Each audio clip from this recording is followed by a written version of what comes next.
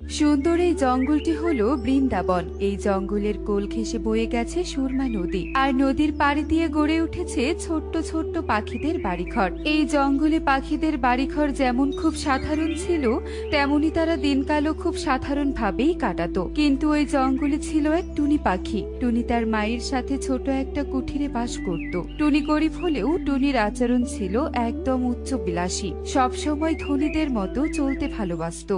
বলছিলাম কি টুনিমা, একবার তো ছবিটা দেখ। টোনা অনেক ভালো ছেলে, তুই টোনাকে বিয়ে করলে অনেক সুখী হবি। দেখ দেখ। উফ মা, আমাকে তুমি বিরক্ত করো না তো। আমি কোনো টোনাকে বিয়ে করতে পারবো না। আমি তো বিয়ে করব কোনো রাজপুত্রকে। আমাকে পঙ্খিরাজ ঘোড়ায় করে এসে নিয়ে যাবে আর আমি হব রাজরানী। থাক মা টুনি, এবার এসব দিবা স্বপ্ন দেখা বাদ দিয়ে নিজের দিকে তাকিয়ে দেখ। আমরা যে অনেক গরিব, আমাদের এসব বিলাসিতা করা ঠিক না। তুই টোনাকে বিয়ে করবি মানে ওকেই করবি। না না মা, তুমি আমাকে একদম জোর করবে না। আমি গরিব টোনাকে বিয়ে করতে চাই না। আমার তাহলে বাকি জীবনটা গরিব হয়ে কাটাতে হবে। তাহলে তোকে সারা জীবন এভাবেই দিন কাটাতে হবে। শোন, তুই যদি টোনাকে বিয়ে না করিস তাহলে কিন্তু আমি এ বয়সে যেদিকে দু চোখ চাই সেদিকে চলে যাব, এই বলে দিলাম। থাক মা থাক, তোমাকে আর এত কাঁদতে হবে না। যাও, আমি টোনাকে বিয়ে করব। তবে আমার একটা শর্ত আছে, আমার বিয়েতে একদম ধনী পাখিদের মতো আয়োজন করতে হবে। কিন্তু কি করে সম্ভব রে মা? আমার কাছে যে অত টাকা নেই। আমরা যে গরিব পাখি, আমাদের যে অমন বিলাসিতা মানায় না। তোর সাধারণ ভাবেই বিয়ে হোক। না মা, আমি চাই আমার বিয়েতে বনে সব পাখিদের নিমন্ত্রণ করতে, বাড়ি অনেক সাজাতে চাই। তুমি টাকা কোথায় পাবে মানে তুমি জানো। তুমি তো ভবিষ্যতের জন্য টাকা জমিয়েছিলে, আর তোমার তো পুরনো আমলের অনেক গহনা আছে, সেগুলো বিক্রি করো। কিন্তু মারে, ওগুলোতে আমার কত স্মৃতি আছে। ওগুলো যে আমার মায়ের দেয়া, তুই তো ওগুলো পড়তে পারবি না। মা, ওগুলো পুরনো গহনা আমি পড়তে চাই না। তুমি আমার কথা মতো যদি চলো তাহলে আমি বিয়ে করব। মিনু মেয়ের এমন কথা শুনে বাধ্য হয়ে টুনির কথাই রাজি হয়ে যায়। আমার মা আমাকে কত শখ করে এসব গহনা বানিয়ে দিয়েছিল। কত বছর থেকে আমি এসব নিজের কাছে আগলে রেখেছিলাম, কিন্তু আজকে না আমাকে এসব বিক্রি করতে হলো। হোক, তবু আমার মেয়েটা সুখে থাক। মিনু বুকে পাথর চাপা দিয়ে মেয়ের বিয়ের আয়োজন করতে থাকে। লা লা লা লা লা। আরে সুখী দিদি যে, তা যাচ্ছ কোথায় শুনি? কোথায় এবার যাচ্ছি দেখছিস না নাকি শুনি? কবুতরের জন্য জমিতে খাবার নিয়ে যাচ্ছি। কবুতর না খেয়ে কাজ করছে। কি, তুমি কি না এখন এই রোদের মাঝে কাদা জমিতে যাবে? ছি, তোমার এই সুন্দর শরীরে তো কাদা লেগে যাবে। টনি, তুই এমন ভাবখানা করছিস যেন কোনো কোটিপতি তুই, আর বিয়ে তো করছিস ওই পাশের বোনের টোনাকে। তা কি আমরা জানি না নাকি টোনাও এভাবে কাজ করে? কদিন পর তুইও জমিতে খাবার নিয়ে যাবি। তুমি ভুল করছো সুখী দিদি। আমি তো বিয়ের পর টোনাকে নিয়ে শহরে চলে যাব, আর বড় বড় দালান কোঠায় থাকবো। আর শোনো, কদিন পরে আমার বিয়ে, অনেক ধুমধাম করে বিয়ে হবে, অনেক অনেক আয়োজন করা হবে, একদম ধনী পাখিদের মতো। তুমি আসবে কিন্তু। কি ধুমধাম করে হবে তা আমি ভালো করেই জানি। আর আয়োজন করলেও নিশ্চয়ই মিনু মাসিকে কষ্ট দিয়ে আয়োজন করছিস, তা আমি ভালো করে জানি। এবার আমি আসি। আমাকে দেখে হিংসা জ্বলে যাচ্ছে, তা আমি খুব ভালো করে বুঝতে পারছি। একবার টোনার সাথে বিয়ে হোক, তখন থাকবো না আর এই বনে। টনি এভাবেই সুখীর সাথে অহংকার নিয়ে কথা বলে আর পাখিদের নিমন্ত্রণ করতে থাকে। এদিকে মিনু বিয়ের টাকা জমাতে গিয়ে অনেক চিন্তায় পড়ে যায় আর ধার দেনা করতে থাকে, কিন্তু এদিকে টনির কোনো চিন্তাই নেই। আর দুদিন পর আমার বিয়ে, মনে হচ্ছে কোনো রাজার মেয়ের বিয়ে হচ্ছে। এবার আমাকে একটা লাল টুকটুকে শাড়ি কিনতে হবে। কতদিনের ইচ্ছে আমার, একটা লাল শাড়ি দিয়ে ঘোমটা দিয়ে আমি বিয়ে করব। অনেক দামি হবে। কিন্তু টনিমা, আমার কাছে যে অত টাকা নেই। পাখিদের কাছে ধার দেনা করে বিয়ের আয়োজন করছি। এই বুড়ো পাখিকে আর কে ধার দেয় বল? আমার কাছে 500 টাকা আছে। তুই এই টাকা দিয়ে একটা শাড়ি কিনে নিয়ে আয় মা, যা। কি, আমি কিনা 500 টাকা শাড়ি পরবো মা? আমি তো অনেক দামি শাড়ি পরবো। আমার বান্ধবী কাকুলির একটা দামি শাড়ি আছে, ওটাই নিয়ে আসবো। সে কি রে মা, তুই কি না অন্যের দামি শাড়ি নিয়ে আসবি? আমাদের নিজের যা আছে তা নিয়ে আমাদের সন্তুষ্ট থাকা উচিত। উফ মা, তুমি আবার আমাকে জ্ঞান দিতে আসলে? আমাকে আমার মতো চলতে দাও তো। আমি চললাম কাকুলির বাড়িতে। শোন টুনি, এই লাল শাড়িটা কিন্তু কালু আমাকে কিনে দিয়েছে, 50,000 টাকা দাম। একদম নষ্ট করবি না কিন্তু, এই বলে দিলাম।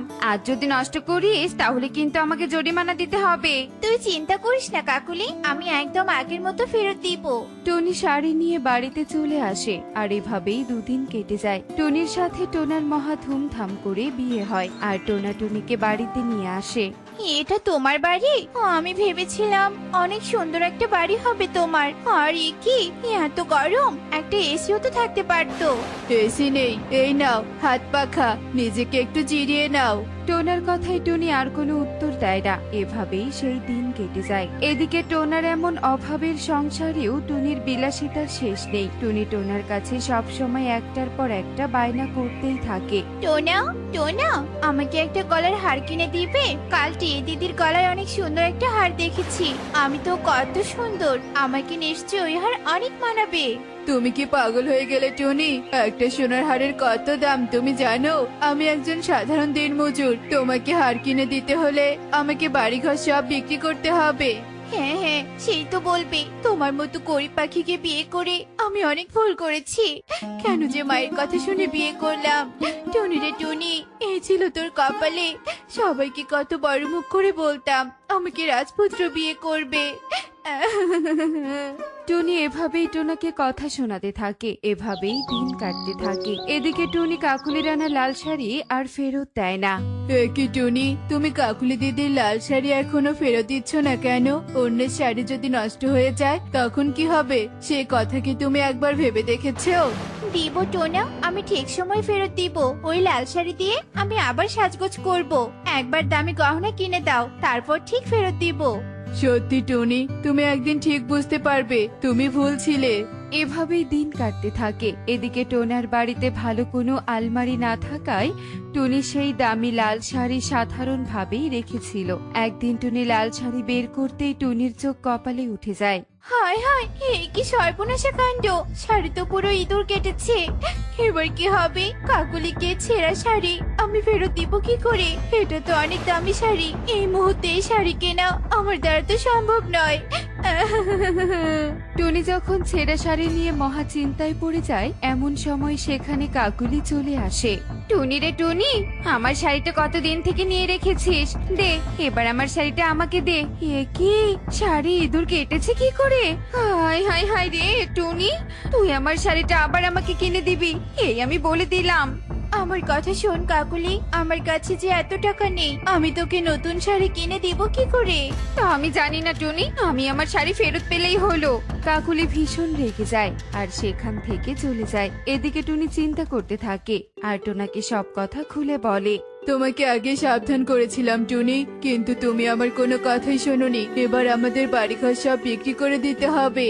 না টোনা, তোমাকে বাড়িঘর বিক্রি করতে হবে না, তখন তো আমাদের গাছতলায় থাকতে হবে। এর চেয়ে আজ থেকে আমিও তোমার মতো কাজ করব, দুজন কাজ করে টাকা জমিয়ে কাকুলি দিদিকে শাড়ি কিনে দিব। তুমি কি বলছো টুনি? আমি কি ঠিক শুনছি? তুমি কি না কাজ করবে? হ্যাঁ টোনা, আর সব বিলাসিতা ছেড়ে দিব আমি। টনি তার কথা মতো কাজ করতে থাকে। টুনি সমস্ত বিলাসিতা বাদ দিয়ে দেয় আর টোনার সাথে প্রতিদিন জমিতে কাজ করতে যেত। পাশাপাশি তাদের নিজেদের যে জমিটুকু ছিল, টুনি তাতেও হাড় ভাঙা পরিশ্রম করতে থাকে। যেই কাদা দেখে একটা সময় আমি নাক ছিটকাতাম, সেই টনি কিনা আজ আমি জমিতে কাদায় কাজ করছি। সব হয়েছে আমার অতিরিক্ত অহংকার আর বিলাসিতার জন্য। কি হলো টনি, সন্ধ্যা তো হয়ে এলো, এখনো কি জমিতে কাজ করবে নাকি? বাড়িতে যাবে না? বাড়িতে চলো। এই তো টোনা, কাজ শেষের দিকে, চলো জমিটা আজ দুজন মিলে তৈরি করে চলে যাই, কাল সকাল সকাল চারা রোপণ করতে পারবো। এরপর টোনা টুনি মিলে জমি তৈরি করে আর দুজন মিলে বাড়িতে চলে আসে। তাদের জমিতে অনেক ভালো ফলন হয় আর দিনের পর দিন পরিশ্রম করার ফলে তারা ফসল বিক্রি করে অনেক টাকা পায়। টোনা, অবশেষে আমরা টাকা রোজগার করতে পেরেছি। এবার কাকুলি দিদির লাল শাড়ি ফেরত দিতে আমাদের আর কোনো বাধা নেই। এই সব কিছু হয়েছে তোমার পরিশ্রমের কারণে টুনি। তুমি যদি বিলাসিতা ছেড়ে পরিশ্রম না করতে তাহলে কখনোই এমনটা সম্ভব হতো না। তুমি একদম ঠিক কথাই বলেছো টোনা। আমি কখনো পরিশ্রম করতাম না, সবাইকে অনেক কষ্ট দিয়েছি, নিজের যা আছে তা নিয়ে সন্তুষ্ট ছিলাম না। কিন্তু এই লাল শাড়ি আমাকে বাস্তবতা দেখিয়ে দিয়েছে, আমাকে পরিশ্রমী করে তুলেছে। আমি বুঝে গেছি টোনা, জীবনে চলতে গেলে আমাদের পরিশ্রম করা উচিত, কোনো কাজই ছোট নয়। তোমার এই পরিবর্তন দেখে আমি অনেক খুশি টুনি। চলো এবার কাকুলি দিদির শাড়ি কিনে দিতে হবে। এরপর টোনাটুনি সেই একই রকম লাল শাড়ি কিনে কাকুলিকে দেয় আর তারপর তার মা মিনুর কাছে যায়। এ কি রে মা টুনি, তুই তুই এত কালো আর শুকিয়ে গেছিস কেন রে মা? পরিশ্রম করে মা, সারাদিন জমিতে হাড় ভাঙা পরিশ্রম করে আর বিলাসিতা ছেড়ে দিয়ে। হ্যাঁ, বিলাসিতা ছেড়ে।